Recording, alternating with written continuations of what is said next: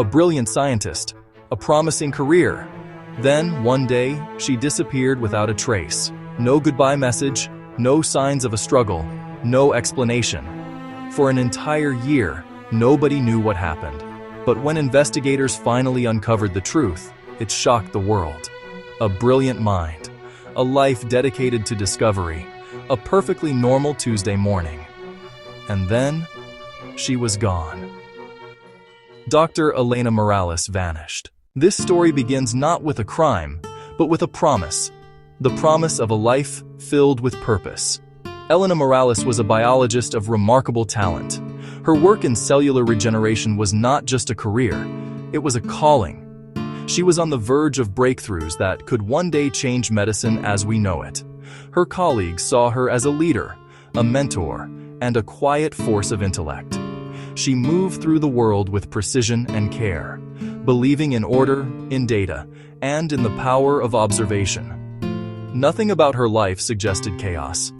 Nothing hinted at a sudden, violent departure.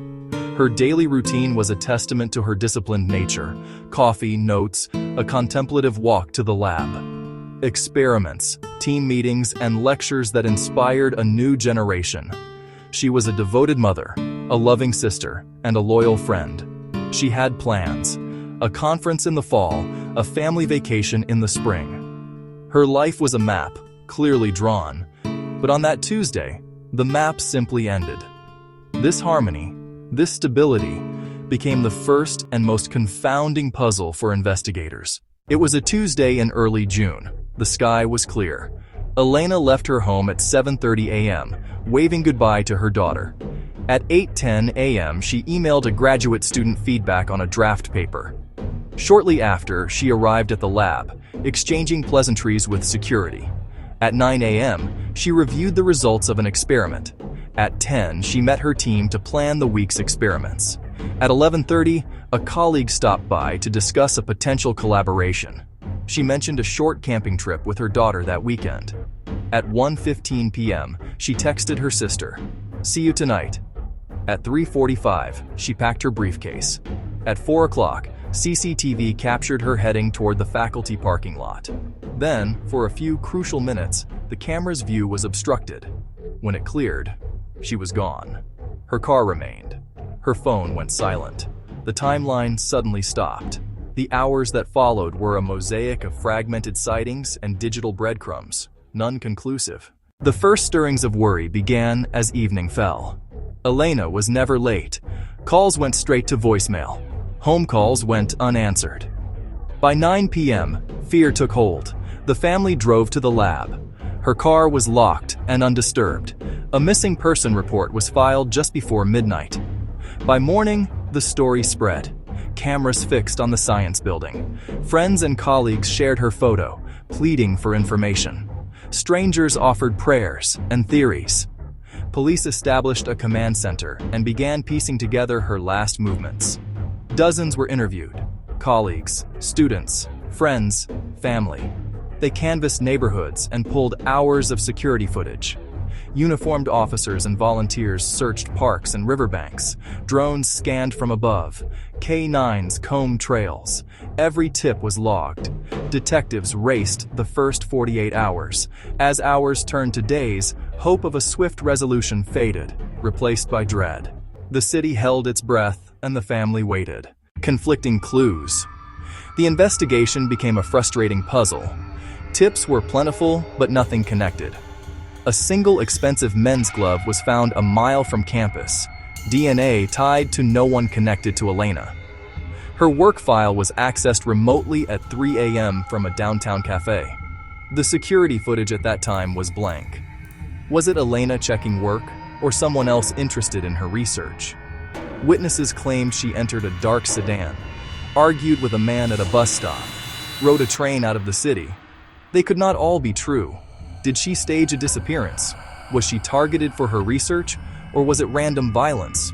Each theory had support and contradictions. The case wasn't cold. It was a knot. Pulling one thread only tightened the rest. The mystery of what happened to Dr. Elena Morales was deepening. The weeks turned into months. The media spotlight dimmed. But for Elena's family, time stood still. Each day a cycle of waiting, hoping, fearing. Leads grew scarce. The case was designated a cold case. In the absence of facts, theories flourished. Online hives built timelines, analyzed frames, debated every clue. Detectives quietly re-examined everything, retesting evidence, consulting profilers.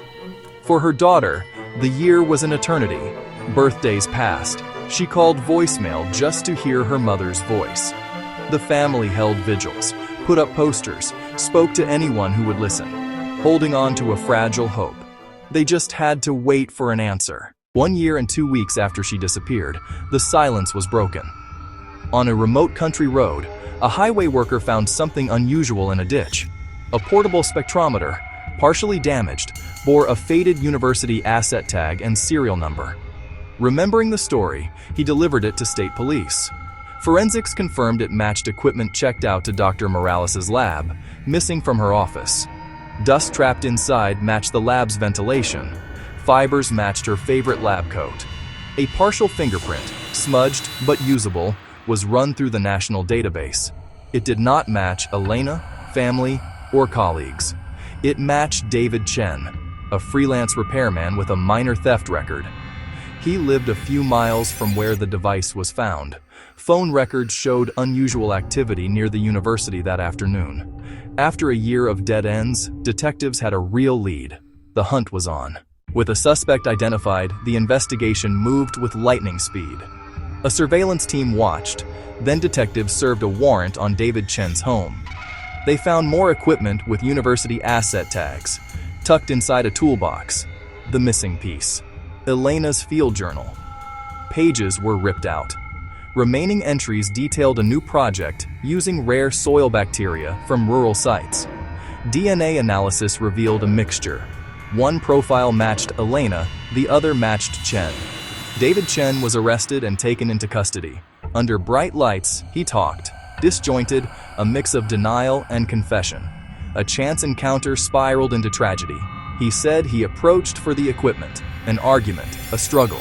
She fell and hit her head. He panicked, hid her body, and scattered belongings. Prosecutors charged him with manslaughter and obstruction. The evidence pointed to a spontaneous, violent confrontation.